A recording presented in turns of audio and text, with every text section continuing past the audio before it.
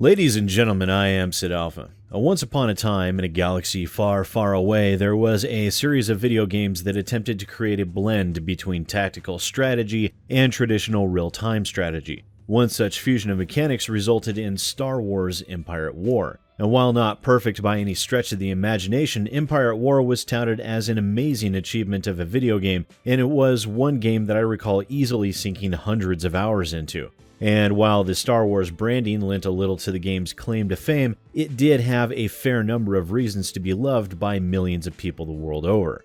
Released in 2006, Star Wars Empire at War fused the epic space opera of Star Wars with really three different core elements of gameplay. The first was the aspect of base building in real-time tactical strategy. Playing either the Empire or the Rebellion in the original version of the game, which was later expanded to include the Zon Consortium and the expansion Forces of Corruption, the game allowed you to build space stations on the planets that you controlled, as well as design what buildings you would construct for your local planet-side garrison.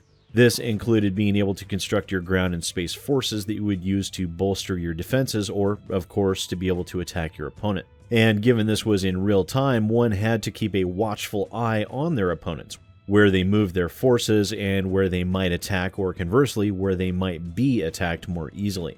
This translated directly into either one of the next components, the space-based and ground combat. For the space combat, you made use of a variety of craft with a limit on unit points to be able to combat your enemy with however many reinforcements you happen to bring with you. This is usually interspersed with potential bonuses like a planet-side ion cannon or a space station if you happen to control the territory and had constructed those. Now, this allowed you to make use of anything from fighters and bombers all the way up to full capital ships such as Imperial Star Destroyers and Mon Cal cruisers. Space stations also had the ability to generate a never-ending wave of reinforcements that increased in size depending on how large of a space station you happen to have.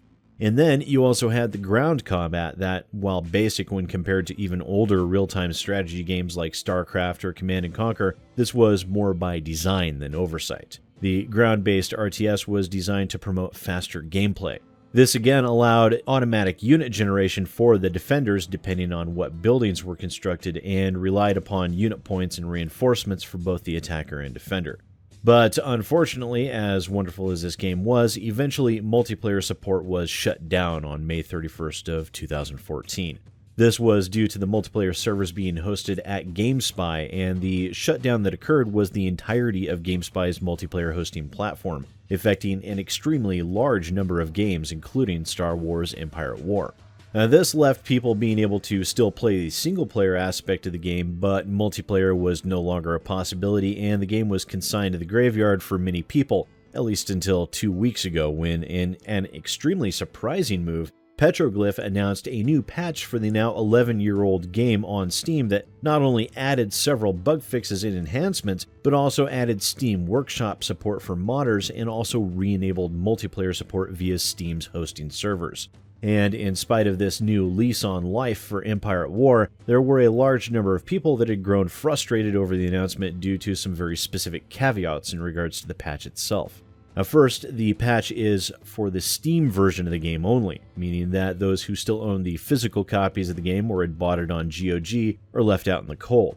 Now, there are certainly some logistics behind this decision, but there are those that are still wanting a free Steam key if they previously owned a physical copy of the game.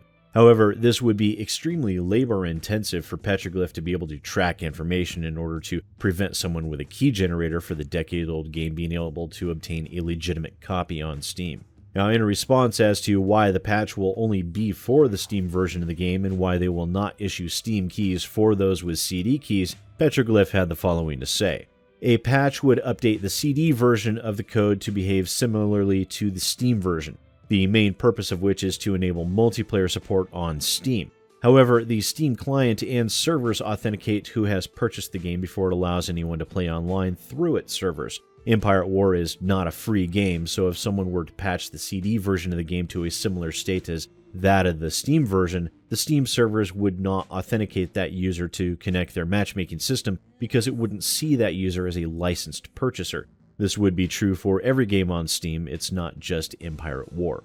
Now, we wish we could wave a magic wand and give everyone the latest multiplayer functionality, but we have to work within the system that we have at hand. Our decision to undertake a multiplayer patch was reliant on the tremendous online functionality and feature set of the Steam servers and APIs, which paired well with our game code. Without Steam's support, we certainly could not have attempted this patch in the first place. As for the CD keys, those are not compatible with Steam keys. The two systems are completely unaware of each other, so one will not work with the other. And bear in mind that this is not a new game by any stretch of the imagination, and it will not generate anywhere near the revenue that a new title would. As that is the case, I'm sure Petroglyph would not be able to float the financial costs to spend the time to strip out the multiplayer component of the patch for those that own the CDs or GOG. But I hope that they would be willing to facilitate the ability of modders to be able to go in and modify out the multiplayer aspects of the patch for those other platforms. That said, I find it completely understandable what has happened, and admittedly, it is a bit of a shame for those that are unwilling or unable to purchase the game on Steam. But as always, please do let me know what you think down in the comments below. And once again, ladies and gentlemen, I am SidAlpha, and I'll see you next time.